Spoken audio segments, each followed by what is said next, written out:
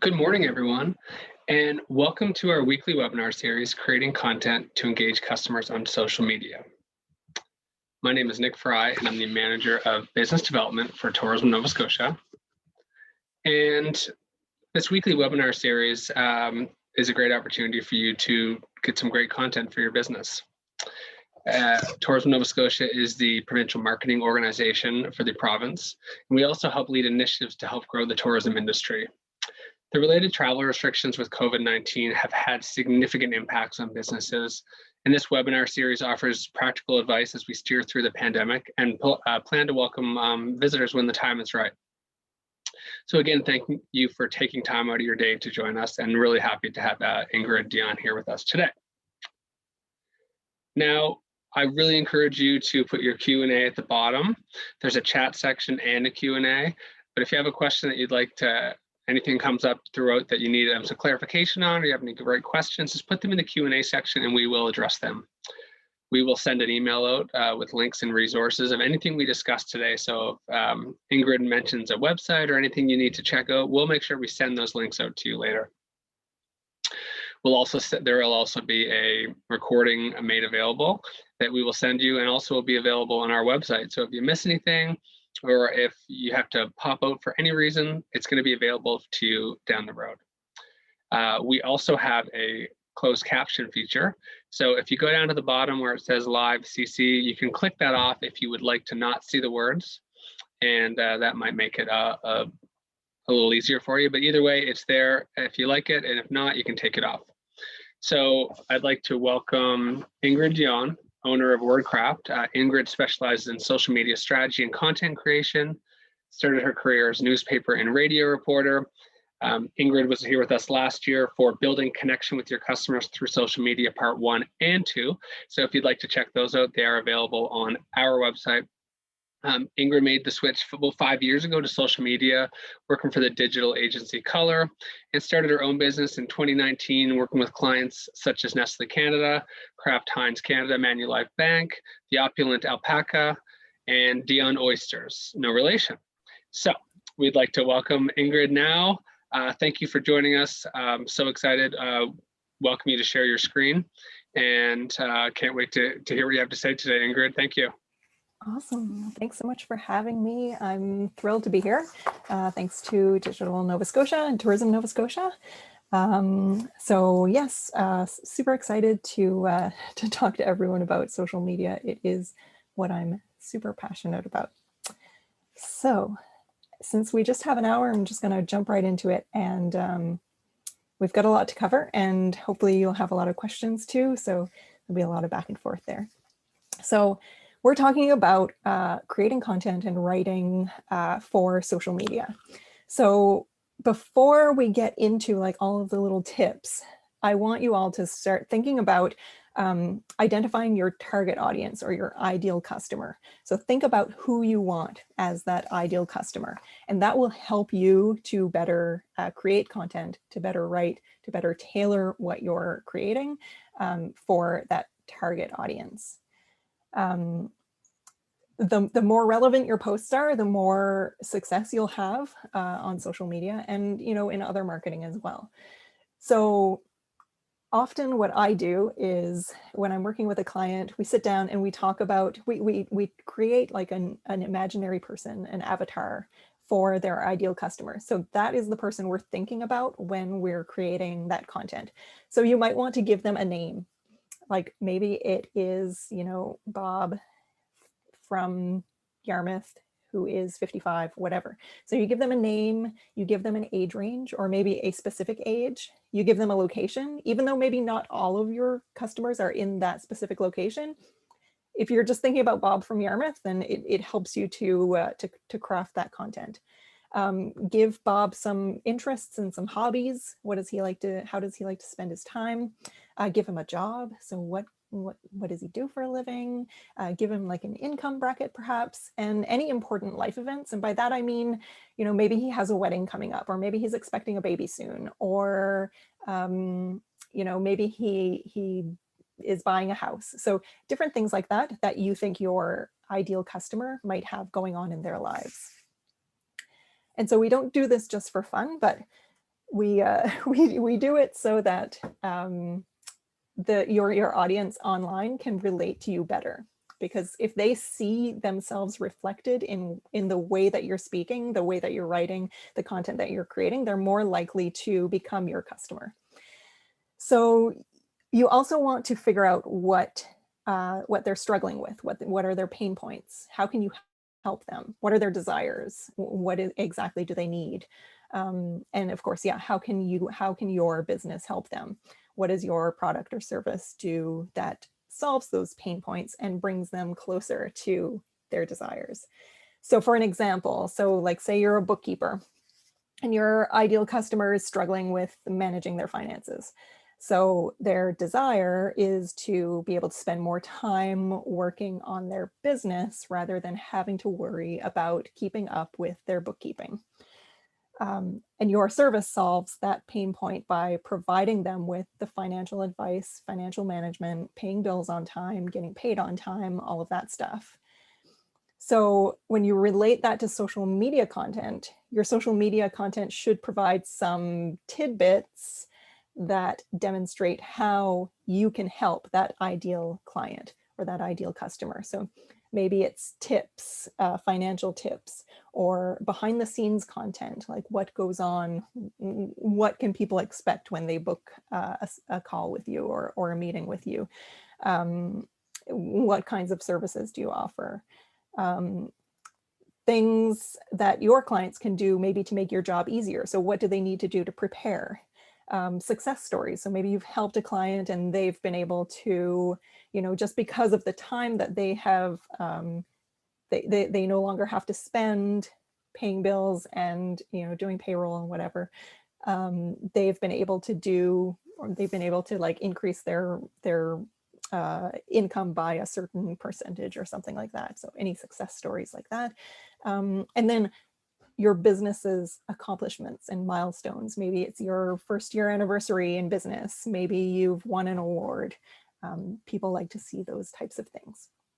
So that's just an example of like creating content based on what your ideal customer is struggling with, what they need, and how you can help.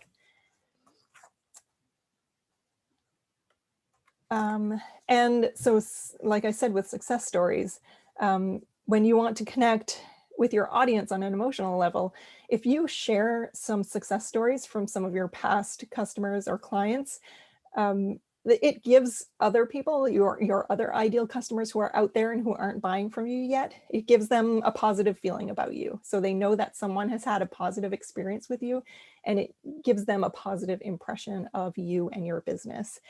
And it puts them in the shoes of a satisfied customer, which is essentially what you want. So as often as you can, if you have testimonials from your customers, even like if you're running a restaurant and people have posted positive reviews, you can create a social media post from those positive reviews, whether they're posted on Yelp or on Facebook or on Google, anywhere. You can, like once a week, you can post one of those, especially if you have a pretty bustling restaurant. And it just, it helps people see that other people are having positive experiences, so maybe I would too. And the same goes for almost any industry. You can get, maybe people won't give you testimonials without being asked. Like with restaurants, a lot of people will just post them. Or with museums, maybe they'll post them without being asked or without being prompted.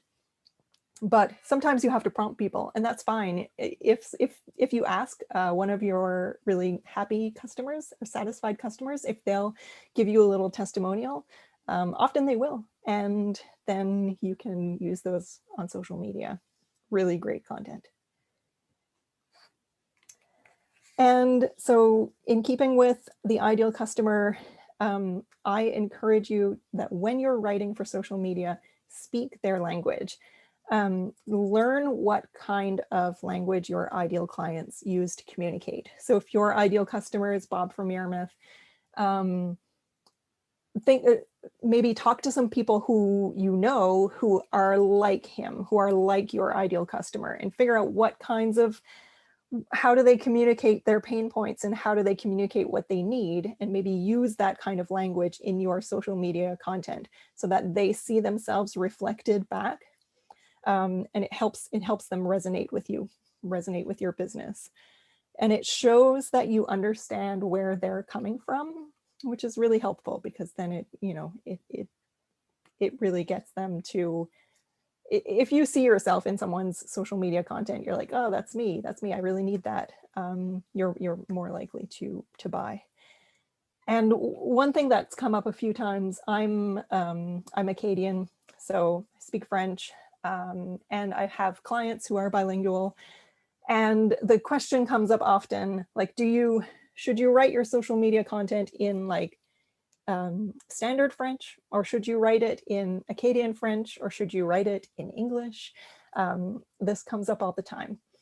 If you're thinking about how your ideal customer speaks, so if you're running a business, most of your ideal customers are Acadian, then maybe you want to write all of your content in Acadian French, because then the people who you want as customers will be like, yes, I identify with this. Like, this person is actually like speaking my literal language. And, you know, you might be excluding some people, but maybe they're not your target customer. You're really including the people that you're specifically targeting. Alternatively, you can post, you know, bilingual posts where maybe you have maybe you start off with the Acadian French and maybe you have it translated in English below in the same body of content, the body of copy. But maybe it's English slang. Like, maybe there are certain words that your ideal customer uses that are specific to your geographic area. So use those words, because people will really, like, people love that, because you're, like I say, you're speaking their language. That being said, if your audience is different on different social media platforms, so if you have, say, maybe your audience on LinkedIn is more of a B2B audience, so maybe they're senior executives and business people and people in your industry, and your audience on Instagram is like moms who run a home-based business, the language that you use could vary depending on the different platform. But just always be thinking about your ideal customer and how they speak. And that is the language that you will type out, or that you will speak in video, or whatever the case may be. So I can pause for questions if there are any. Right now, it seems like a natural spot to pause. Yeah, so thanks, Ingrid. So if anybody has any questions, now's the time. A question I had written down here would be, is there any suggestions on the best way to prompt or receive testimonials? Yeah, I know that there are lists online. Like, usually you would ask, often you can just ask people for a testimonial, but if you want to you know, guide them in a certain direction, maybe you would ask, you know, what kinds of problems were you experiencing before you bought my product or service? How did my product or service change your experience, your life, your whatever? Yeah. And then then you'll get something that goes from like, I was having trouble with blah, blah, blah, blah, blah. I met, you know, Bob from Yarmouth, and I now I'm able to something. So that those two questions will usually help people. Perfect. We had another question, and I'm going to read it out, and I'll also add a little bit of context myself. So David asked, how should content be adapted to appeal to the Chinese and Taiwanese travel markets? And one thing I will add, David, is that whatever great advice Ingrid has, we can also reach out with our resources about the Chinese market and the types of social media that are commonly used, like, for example, WeChat. So we can share that with you separately from this, but also interested to hear Ingrid's perspective. Yeah, I do have one client that has like a Canadian social media page and also an Asian social media page. So this is actually somewhat relevant to what I do. So yeah, Perfect. so we've split their content into 2 different social media accounts because the audience is so different.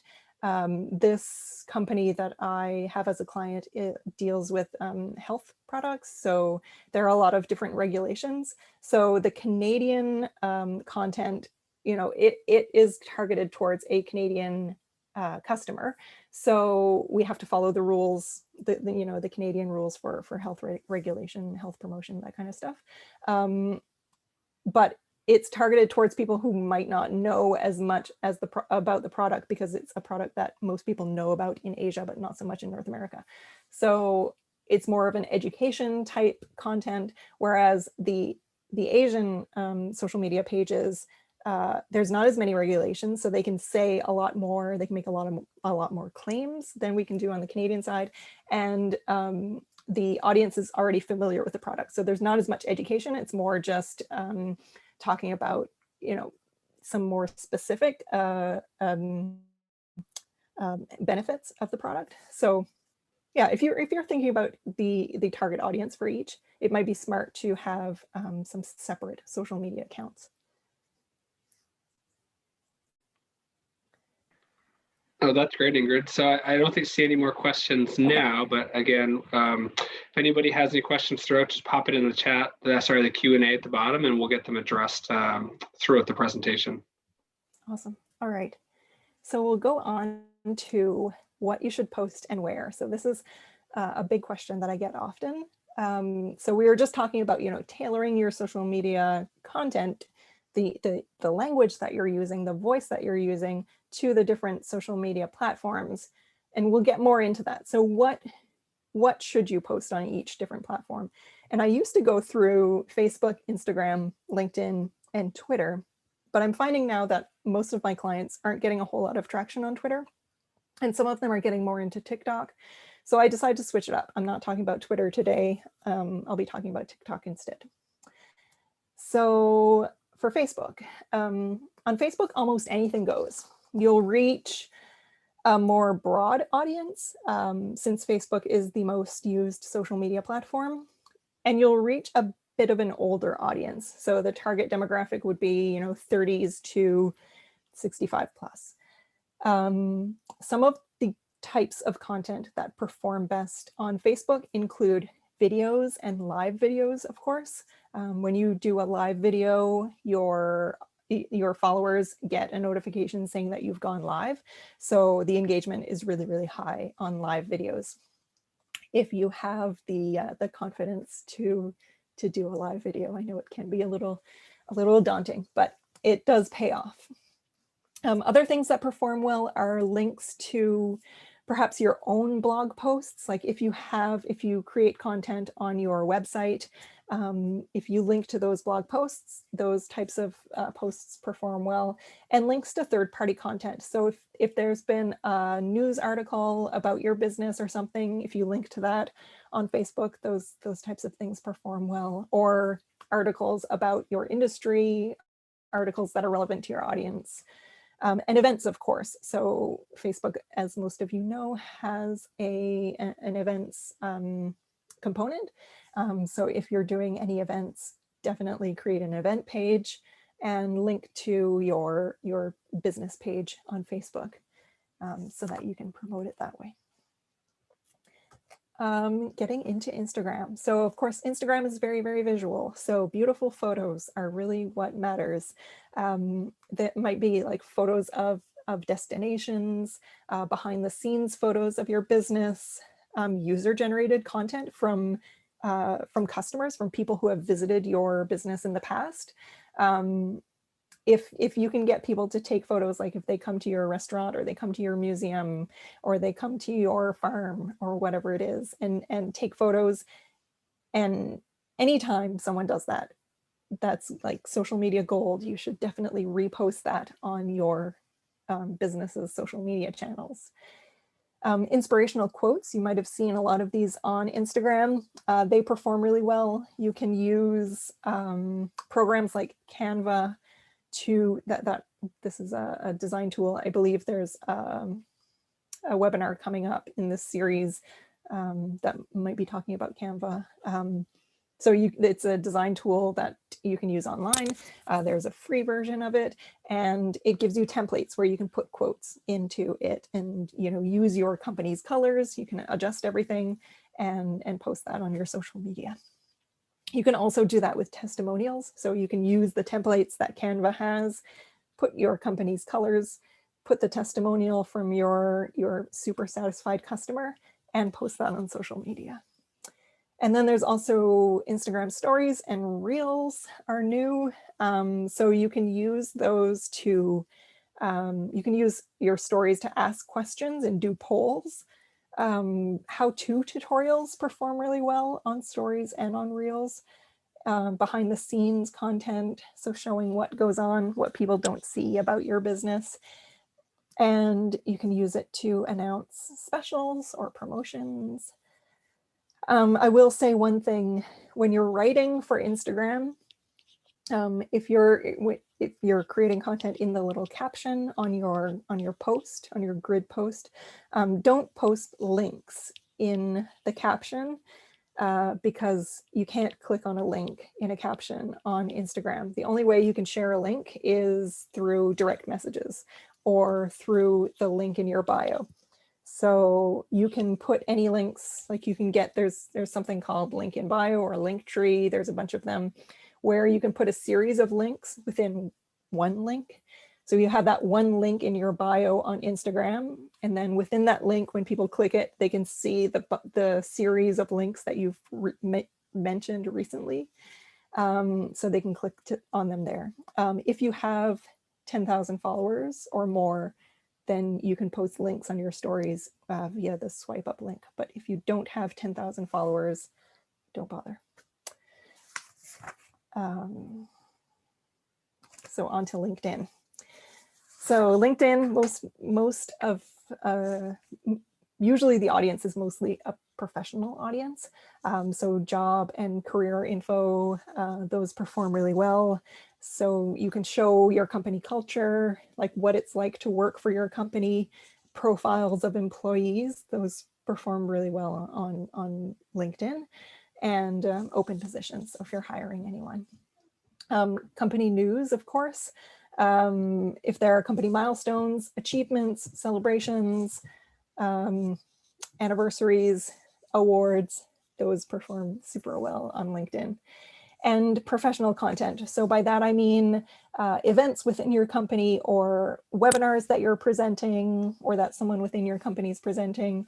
If you've published a paper or an ebook or something that's available online that people can download to help them in your industry, those things all perform really great on LinkedIn. And then on to TikTok. So TikTok is a newer platform. And if you use it, you'll be reaching a much younger audience than, say, Facebook. So if your target audience is a little bit younger, then think about being on TikTok. It's not for everyone, but just think about your ideal customer. Are they on TikTok? And if they are, then maybe it's worthwhile. So the types of things that people post on TikTok. So for those who don't know, it's a short video, usually with some kind of music or some audio. It's very audiovisual. Not a lot of content is written on TikTok. So it's mostly audiovisual. Videos have to be less than 60 seconds. So just short videos. Dancing and movement. Many of you have probably seen different sorts of dances that people do on TikTok. That is popular. If you're into that, great. People will share a lot of tips. So if you're in an industry where part of what you do, like say the example of the bookkeeper. So the bookkeeper can share tips on TikTok without dancing and shaking their body. So people will post, they'll have some audio, maybe it's music, there's all kinds of different audio that you can use through TikTok, but people will often point to the different tips. You might have seen that before. If you're scrolling through TikTok and you see something that's trending, maybe maybe it's an audio, or maybe it's a joke, or maybe it's a dance or something, and you see that there's some way that you can incorporate that into what you do and do a spin-off on that trend, that is a great idea. Tutorials are great. So if you're a restaurant owner and you do a tutorial of you putting together, you know, one of your most popular dishes. So maybe it's a quick video, maybe it's sped up, like a little bit on fast forward, and you're, you know, putting all the elements together. And then comedy. So if you're funny, you should be on TikTok. I'm not funny. So any questions about the different platforms that we went through?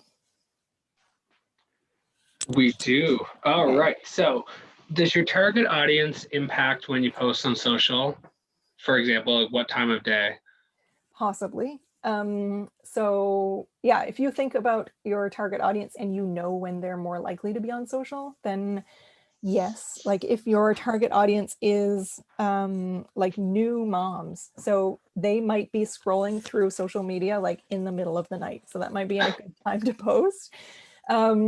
However, most people are up during, you know, daylight hours. So those are usually the best times to post. I know there's like the app Calm. They're like a, you know, like a meditating app. I noticed that they will post their ads to run late at night. So people are awake and they're scrolling. So that's the time that they need the meditation app, is when they're, you know, awake in the middle of the night. However, if you go onto your different social media channels, it will tell you when your audience is online. So on Facebook, if you go into your insights, it shows you a graph that shows you what time, what day, what time most of your followers are on Facebook. The same goes for Instagram. If you go into your insights, it will show you exactly what day and what time is the best for you to post. That's really good feedback. So looking at insights on Facebook and Instagram will tell you when your audience is online. There's a lot of questions on this one. So do you recommend doing an Instagram story daily? So I recommend keeping it consistent. So if you are able to post, you know, feed posts or stories or reels or TikToks or whatever it is, if you have the capacity to do it daily, do it daily. If you have the capacity to do it once a week, do it once a week. What the algorithm really likes is consistency. So if you do 5 times a week, you know, 1 week, and then the next week you post once, and then the next week you don't post at all, and then the next week you're like, oh crud, I haven't posted at all, I need to post this week, and you do 5 posts. The algorithm doesn't like that. It prefers consistency, and your audience prefers consistency too, because they like to see you show up on a regular basis. So figure out what you have the capacity to do and stick to that. Perfect. And there are platforms or apps that will help you schedule your posts. Mm-hmm. Yeah, there are all kinds. My preferred social media management tool is Sprout Social. It is a little spendy, so it might not be the best for everyone, but there are others like Buffer and Hootsuite and Later and Agorapulse. There are all kinds. Okay, and we'll share all those links out. So Okay. like anything, there's many different opportunities, and you just got to see what kind of works for your business and your budget. There are lots more questions. Is 3 to 4 times a week a good guide to post? When is too much? I mean, you don't want to hit people over the head, but I think, you know, once a day is a pretty good cadence. But also, you know, once a week or twice a week is fine too. Whatever you have the capacity to do. I wouldn't, you know, bang people over the head by posting like 10 times a day or anything. So. Right. Sarah Beck says, I often post to Instagram, which I've linked to share to Facebook, so it's duplicate content. Is this a bad idea? If your audience is the same on Facebook and Instagram, like if you think, okay, the same types of people are following me on both places, then that's okay. However, I would remove any hashtags from your Facebook content, because hashtags don't really do anything on Facebook. They're just, yeah, they work for other platforms, but not for Facebook. So I would remove any hashtags. And if you're posting to Instagram and you're saying, one of your calls to action is to click the link in your bio, because you can't post a link in your copy on Instagram, I would change that on Facebook to actually put the link on Facebook, because links work on Facebook. So there are a few little tweaks that I would do, but yeah, you can post the same thing. Perfect. Laura Muse says, I have Linktree and absolutely love it. Yes, awesome. So that's what you put in your bio, that's the link tree. You put it in your bio, and then when people click on that, they can see all of your recent links. It's a great way to share links on Instagram. Okay. So we're gonna have a lot of great links to link out ourselves after this webinar with our emails. Canva is brilliant, total lifesaver. I use it every day, from Heather McCallum. Yeah, it's awesome. Now, there's more. Do you have any examples of great posts for accommodations from Angela Usher? Oh, I don't. Yeah, I don't have any examples to show. Yeah. Okay. I don't know what to say. Well, that's all right. We can maybe we can provide examples of what would be in a good post for an accommodation. Yeah, We can. I could maybe follow up with that. See if I can find anything. Yeah. So we'll put that in the parking lot, Andrew. Good question. We stumped Ingrid, so that's good. Keep her on her toes. Is there an approach for Airbnb type accommodations to use LinkedIn as an awareness communication tool? Yeah, I think you could use it as maybe giving people tips on how to run an Airbnb. You could also post some of the content that you would post on like Instagram or Facebook, where you're showing off the great things that you have to offer at your Airbnb. But I think, yeah, sharing like tips or success stories, people's testimonials, those would be great. I know you on Airbnb you get loads of those, so you have a lot of things that you can share. Yeah, what goes on behind the scenes, like when you're running an Airbnb. These are just a few ideas off the top of my head, but yeah, I think you can definitely use LinkedIn for connections. Can you use LinkedIn for advertising conference space and meeting rooms? Yeah, of course. Yeah, LinkedIn is a great place for that, because your audience is, professional people. So I would totally post sounds about. Like the right. Yeah, that is your ideal place to post. Sounds like it. Yeah, sounds like the exact right spot. Hot topic, Ingrid. So many questions keep popping up. Somebody said, is there a webinar for Canva? I would like the details. Thanks. I can say that we don't have one. Okay, I thought that there's one coming up, something about, or maybe it's photography, right? Yes, it's on. Okay. Yeah. I was nervous for a second. If I thought, I was like, oh, I didn't know. No, yeah. So we have one on kind of like how to use your smartphone to capture great photos. But you know what? We'll share any info we have in our email if there is any. Let's see. Courtney Smith says, how personal should your post get? Do you need to integrate yourself with your business if you're a sole proprietor? Yeah, for sure. I wouldn't get super duper nitty gritty, but like for me, I'm kind of the face of my business, even though I have some employees now. So my social media content is quite personal. Like I will tell personal stories, but people identify with that. Like people want to work with me because of some of the stories that I share about what's going on in my business. I don't necessarily share stuff like about my personal life so much, not what's going on with my family, but any stories that somehow relate to my business that are personal. Yeah, I definitely share that. Okay, perfect. We all know that, especially in tourism, there's a lot of businesses that they're, the owner proprietor is a big part of kind of like the lore or the reason that Mhm. people are going to the business. Let's see, especially if you're a tour guide or it's a big part of it. We had one last question on here. Do you have any suggestions for capturing social media metrics and generating reports? Yeah, so a lot of those social media management tools that I mentioned earlier will have built-in reports that you can customize. So those are things like Hootsuite and Sprout Social and Later and Buffer and Agora Pulse, and there are more. You can also get some metrics just from the social media platform itself. So Facebook has an insights section for like if you go to your business page on Facebook, you'll see insights, and that will give you all kinds of information on your audience, your follower growth, your engagement rate, the number of impressions, the number of clicks, all of that stuff. And all of the other social media platforms also have like an insights component. So yeah, there's different ways of getting that information. Thank you, Ingrid.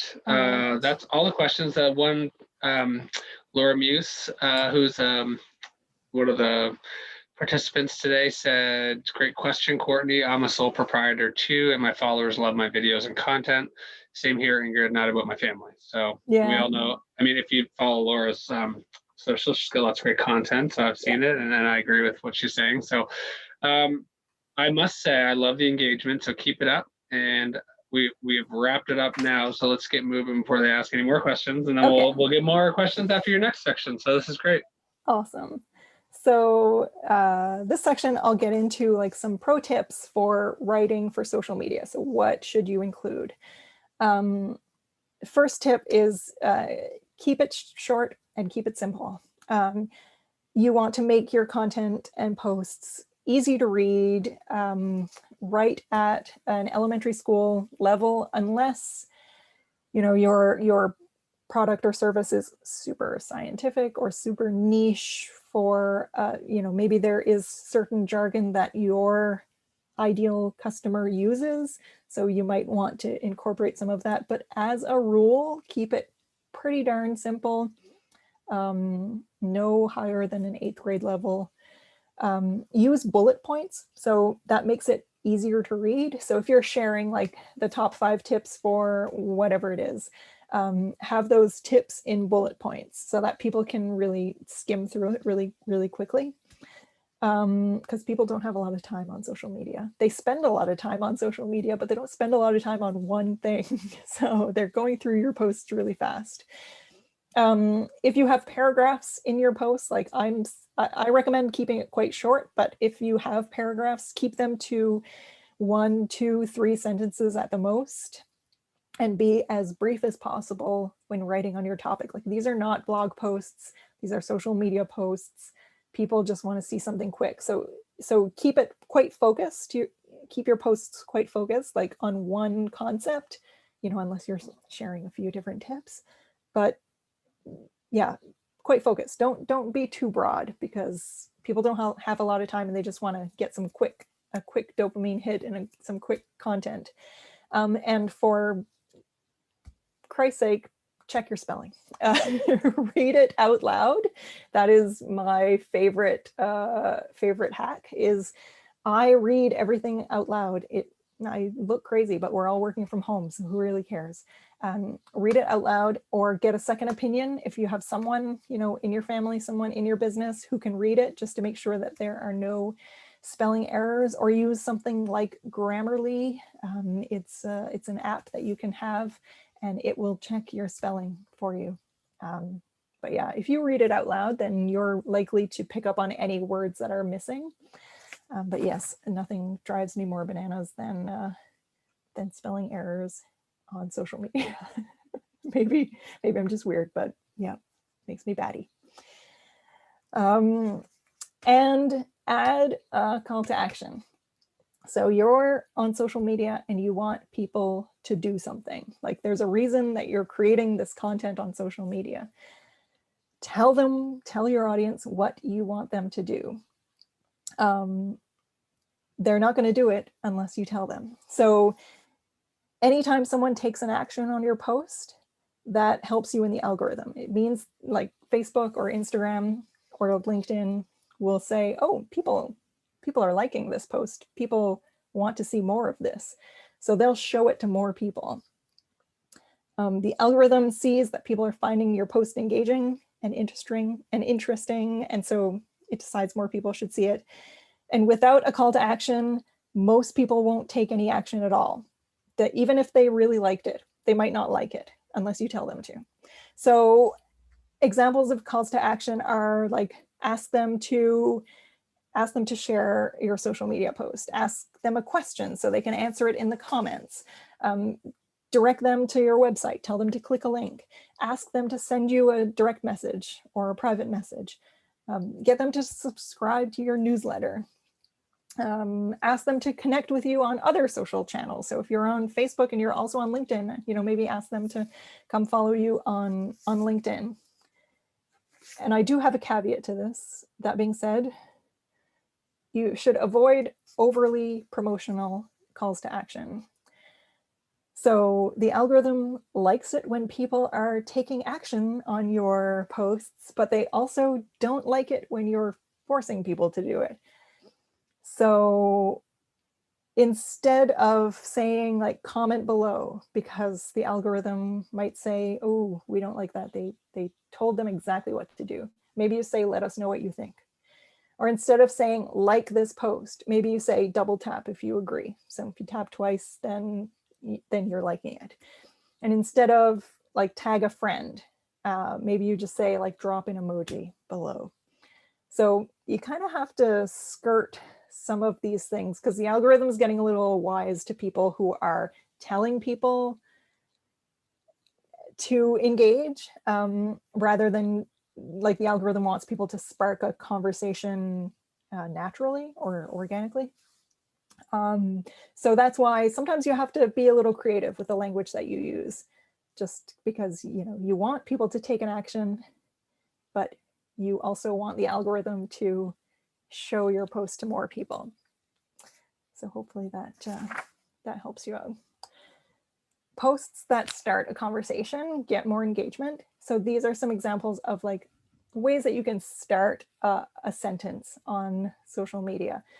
So should. So maybe you have 2 new product ideas.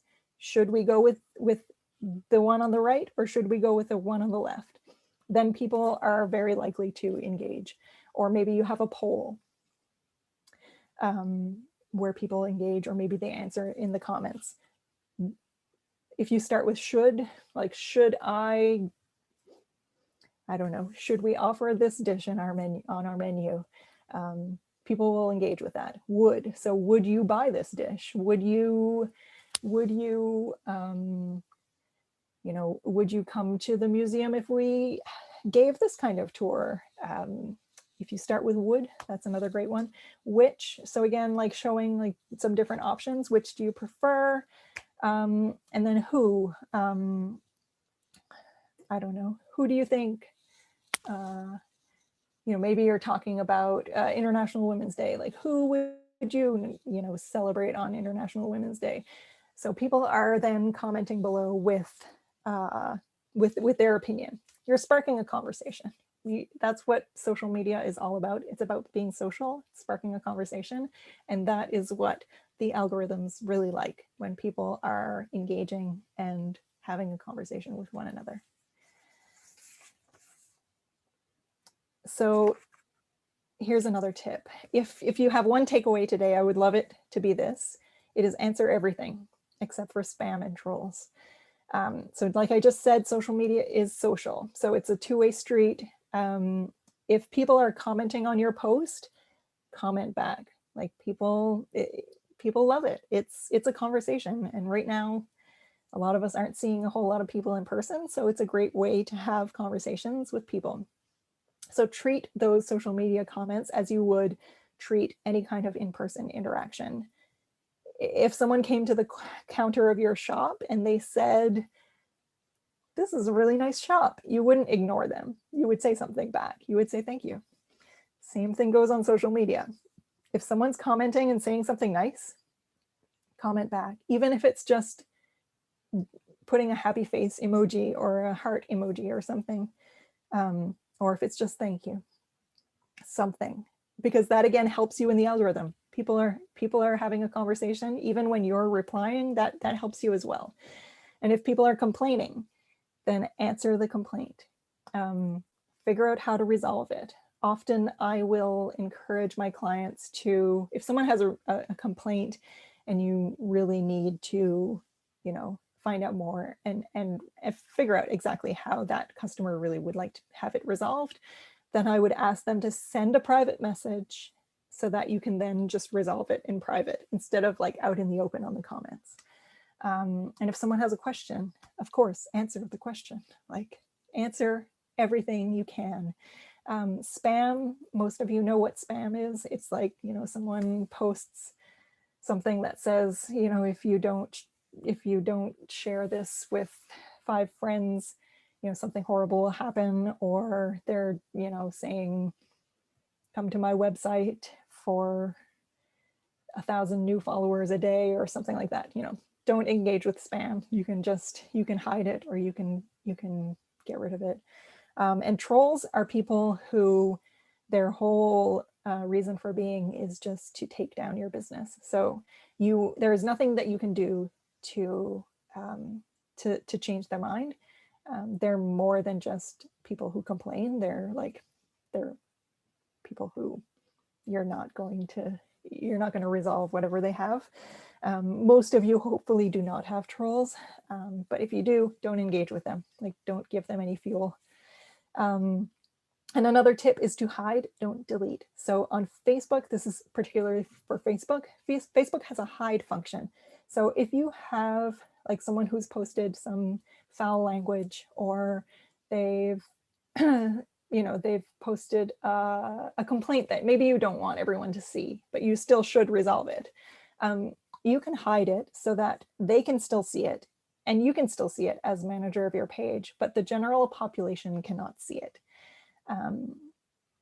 If you delete it and then that person comes back to see if you deleted their comment and they see that it's gone, that will make them more angry, especially if they have a complaint, especially if they said something negative.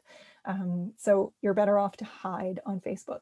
On the other social media platforms, you don't have the hide option. So if it's particularly egregious, like not just a complaint, this is, you know, something that is very foul or bullying or hate speech or something, then I would delete it. And on Twitter, you can't delete other people's tweets, so you would just have to report it. And increasing engagement. So we talked about the calls to action on your posts, in your content. Other ways of increasing engagement are engagement tools. So this is like polls or the different stickers that are on Instagram stories, like quizzes. There's the little slider thing. You can ask questions. All of those things help you increase engagement. That's the reason that they exist. So Instagram has put these like stickers, these engagement tools on stories because they want you to use them and because they increase your engagement. So use them as often as you can.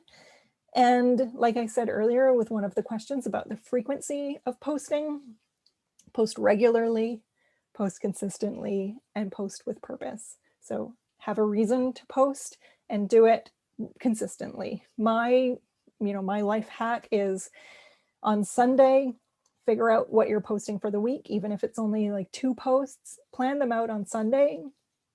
And then you don't have to worry about it the rest of the week. You're not just thinking, oh yeah, I need 2 posts. So Tuesday and Thursday, I'll try and find some time to create these 2 posts. If you plan them out on Sunday and you can schedule them with any of the different social media management tools, or even like Facebook and Instagram has a built-in creator studio where you can schedule your posts. And yeah, so if you do that on Sunday, you don't have to think about it for the rest of the week. You just have to answer the comments and the messages. Super easy.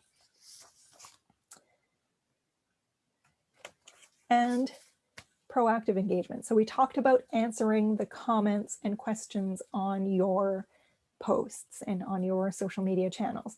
Proactive engagement is when you engage with someone who hasn't posted or commented on your post. So this is when you go out and comment on their post or send them a private message on behalf of your business to spark a conversation. So you might want to have a list of influencers in your industry, maybe people that you would really like to have as customers, and engage with their posts on a daily basis, on a weekly basis, whatever the frequency that they're posting. Maybe you want to engage with other businesses in your area to do some sort of networking. So have a list of those people, make sure to like, to comment on their posts, follow some relevant hashtags. So if there are hashtags that you think your ideal customer might be using, they could be location specific, they could be industry specific, they could be relevant to their hobbies or interests. Maybe follow those hashtags and like and comment on some of those a few times a week. You might want to have a goal of liking and commenting on 5 to 15 posts a day on behalf of your business. This is mostly something that you can do on Twitter, you can do it on Facebook. You can like as your business or comment as your business, and on Instagram in particular, TikTok as well. So this just means that your business account will show up in these people's notifications. So maybe they'll be like, oh, who is this, whatever it is, restaurant. Maybe I'll check them out and see what they're all about. It helps you build some brand awareness. You can also, this is kind of sneaky, but if you have a product and maybe you've seen some influencers that you'd like to work with, and they have done posts or reviews of similar products by other companies, you might want to offer them a freebie because you know that they're already a fan of one of your competitors. I did this with one of my clients. They're a kombucha company. So we looked at some hashtags that were about kombucha and looked for people in our target market, in our target area, who were already fans of kombucha, other companies, and then offered them some free coupons so that they could go and try our kombucha. So it's a little sneaky, but effective, and like not super mean, just a bit sneaky. And then one final tip is just to share your posts to groups. So this is specifically for Facebook. Facebook groups get great engagement. Your company might already have a Facebook group. You might have a page and a group. You can have both. You can have one or the other. But if there are other groups, like maybe business groups, industry groups, there are event groups, there are promotion groups that are just meant for different people to promote their businesses, any kind of groups where you think your ideal customer might hang out. If you share some of your posts to those groups, you will reach a whole new audience. Like some of those groups have thousands of members, so you can potentially reach these thousands of people. I wouldn't overuse these groups, so I wouldn't share every single post to these groups. But if you post one and you see that it's resonating with people, you might want to share it to a group. Post to one or two, see how it works, check your insights and see if they're working really well, if those groups are really helping your numbers. And then maybe do it once in a while, like share a really great post, a post that you think is really great, share it to one of these groups. And that's it. I'll take some more questions before we finish. Thanks, Ingrid. That was great. So if anybody has any questions for Ingrid, pop it in now. I really enjoyed the engagement earlier on. Somebody said great idea. I'm not sure at what point that came up, but way to go on whatever idea that might have been. Somebody had to pop out, but they said they really liked the webinar. So I think that that's wonderful. unless anyone has any questions coming now, I will just take back over. So again, Ingrid, thank you so much. As always, it's so happy to have you here. If anyone wants to check out any of Ingrid's previous webinars, you can find them on our website, which I'll give you the email later. People are just saying thank you so much. This is so great. So thank you again, Ingrid. And I'm just going to switch over here to my screen.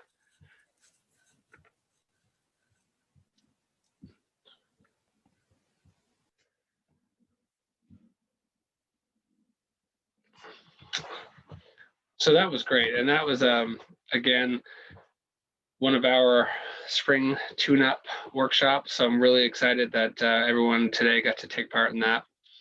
Next week, we have Succeeding and Growing Your Business in Challenging Times. So that is, of course, next Thursday. They will all be at that time. And it's April 15th, 10 to 11. It's going to have Matt Sims, CEO of Simplicity Designs. If anyone's ever had the opportunity of taking part in any of Simplicity's webinars, they're phenomenal. Their knowledge on business is very broad and very deep. So that's just going to be an excellent one. And I'm really excited for that. So would encourage you to share this with your friends, sign up, because it's going to be great. So the Spring Tune-Up webinar series, of course, this is part of the Spring Tune-Up, getting your content ready. And we're going to feature each new webinars on topics designed to help your business prepare to welcome visitors this summer. Every Thursday, 10 to 11. In April, upcoming topics, which I just touched on, was Succeeding in Challenging Times, Packaging and Promotion, Health and Safety, and Smartphone Photography. A bit of a mouthful, but it's going to be great. So if you want to check any of those out or any of our previous webinars, you can go to www.tourismns.ca/webinar-series. It's at the bottom there. And all of our information's there. Would also want to bring another opportunity of Tourism Nova Scotia programming to your attention. So website bootcamp. So if you'd like to update your website to create a completely new mobile-friendly website on the Wix platform and learn the skills to actually create and maintain effective web content, change anything you need to yourself, this is the program for you. If you have any questions on this, please don't hesitate to ask. It is May 4th and 5th virtually. It will be digital, of course. Program deadline is Monday, April 12th. So if you yourself need a new website, or one of your somebody else in business that operates a tourism business that they may be interested in a new website, you share that to them. There's a $150 fee per participant. And that's a really great program, great opportunity to start fresh with that. So again, we'll share out the information after the fact on that program. If we said anything today and you said, what did they say? I missed something, send us an email, tnsbusiness@novascotia.ca. Sign up for our In Touch newsletter. It comes out twice a month or when any relevant news comes out. And that's a really great way to understand what we have to offer, what programs we have, which webinars are coming up, any new programming that we may have, our new campaign. So that's a great opportunity to find out. Follow us at TourismNS on Twitter. LinkedIn, we are Tourism Nova Scotia. Visit tourismns.ca for all the information, and we have some really great coronavirus resources at tourismns.ca/coronavirus. So again, really appreciate your time today. Thank you so much and have a great day.